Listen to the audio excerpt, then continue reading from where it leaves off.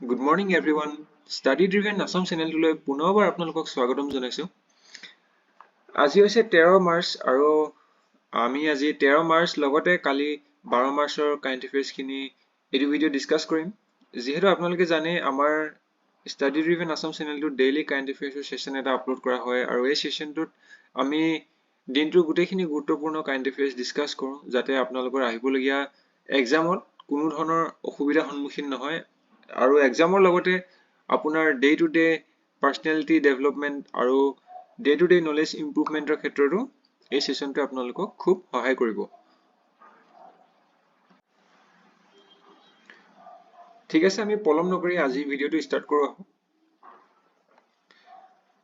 কালি 12 তাৰিখৰ বিশেষ গুৰুত্বপূৰ্ণ নিউজ নথকাৰ কাৰণে আমি 12 আৰু 13 তাৰিখৰ এই দুইটা দিনৰ সেশনটো আজি একেটা ভিডিঅতে কভাৰ কৰিম। কালি 12 তাৰিখৰ নিউজত অস্কাৰ এৱাৰ্ডছৰ ওপৰত এটা আৰ্টিকেল দিয়া হৈছিলে। ৰিসেন্টলি 96 একাডেমি এৱাৰ্ডছ 2024ৰ ফলাফল ঘোষণা কৰা হ'ল আৰু এই একাডেমি এৱাৰ্ডছকে আমি কি বুলি কওঁ, অস্কাৰ বুলি কওঁ।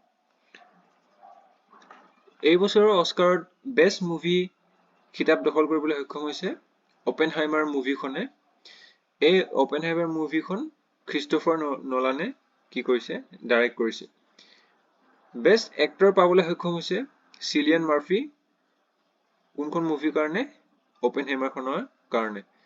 বেষ্ট এক্ট্ৰেছ পাইছে এমা ষ্টোন পুৰ থিংছৰ কাৰণে আৰু বেষ্ট ডাইৰেক্টৰ পাইছে ক্ৰিষ্টফাৰ নোলান অপেনহাইমাৰখনৰ কাৰণে। ঠিক আছে, অস্কাৰ এৱাৰ্ডছৰ ওপৰত গুৰুত্বপূৰ্ণ কুৱেশ্যন এইকেইটাৰ পৰাই বনিব পাৰে, best movie, best actor, best actress আৰু বেষ্ট ডাইৰেক্টৰ। ঠিক আছে, আমি নেক্সট নিউজটোলৈ আহিছো। Public health foundation of India is rank number 2 on global list. ঠিক আছে, পাব্লিক হেল্থ ফাউণ্ডেশ্যন, ভাৰতৰ পাব্লিক হেল্থ ফাউণ্ডেশ্যনে ৱৰ্ল্ডৰ 2 নম্বৰ ৰেংকিঙত আছে। কিহত? পাব্লিক হেল্থত।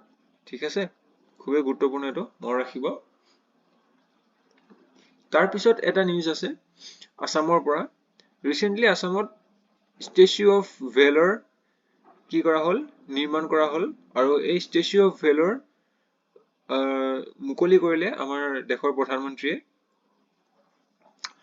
এই ষ্টেচু অফ ভেলৰটো কাৰ ষ্টেচু হয়? বীৰ লাচিত বৰফুকন। আৰু কোনখন ডিষ্ট্ৰিক্টত বনাইছে? এয়া আমাৰ অসমৰ যোৰহাট ডিষ্ট্ৰিক্টত বনাইছে।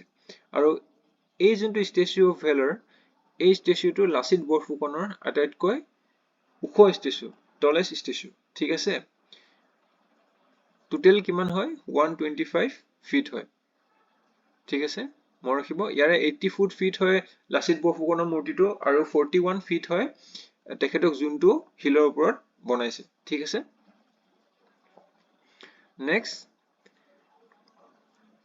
গৰচাম কৰা নামৰ এটা ফেষ্টিভেল ৰিসেন্টলি চেলিব্ৰেট কৰা হৈছে আৰু এই ফেষ্টিভেলটো কোনখন ষ্টেটত চেলিব্ৰেট কৰা হয়? সেয়া অৰুণাচল প্ৰদেশত জেমিথাং ভেলী নামৰ এটুকুৰা জেগাত। মনত ৰাখিব, খুবেই ইম্পৰ্টেণ্ট হয় এই ফেষ্টিভেলবোৰ। যিবোৰ ফেষ্টিভেল ৰিসেন্টলি হৈ গৈছে এই ফেষ্টিভেলৰ ওপৰতে আপোনালোকৰ এক্সামত কুৱেশ্যন অহা দেখা যায়। ঠিক আছে, ইয়াৰ লগতে যদি মই আপোনালোকক এটা কুৱেশ্যন সুধো যে অৰুণাচল প্ৰদেশৰ আটাইতকৈ ডাঙৰ কমিউনিটিটো কি হয় বা আটাইতকৈ ডাঙৰ ট্ৰাইবটো কি হয়, তেনেহলে সেইটো আপোনালোকে নিশ্চয় এই আমাৰ কাৰেণ্ট এফেয়াৰ সেশনত নিশ্চয় পঢ়িছে আৰু মই বিচাৰো যে আপোনালোকে সেইটো কমেন্ট কৰি কমেন্ট বক্সত জনাব নিশ্চয়। আজি কাৰেণ্ট এফেয়াৰ সেশনটোত ইমানখিনিয়ে আছিলে। মই আশা কৰিছো আপোনালোকে ভিডিঅটো ভাল পালে। যদি ভাল পালে তেনেহলে নিজৰ ফ্ৰেণ্ড সাৰ্কেলৰ মাজত নিশ্চয় শ্বেয়াৰ কৰিব আৰু লগতে আমাৰ বাকিখিনি প্লেলিষ্টটো চেক কৰিব আৰু একেবাৰে শেষত চেনেলটো সাবস্ক্ৰাইব কৰি দিব যাতে আপোনালোকৰ এটাও ভিডিঅ' মিছ নহয়। ঠিক আছে, তেন্তে পুনৰ এটা ভিডিঅ'ত নিশ্চয় লগ পাম। Thank U.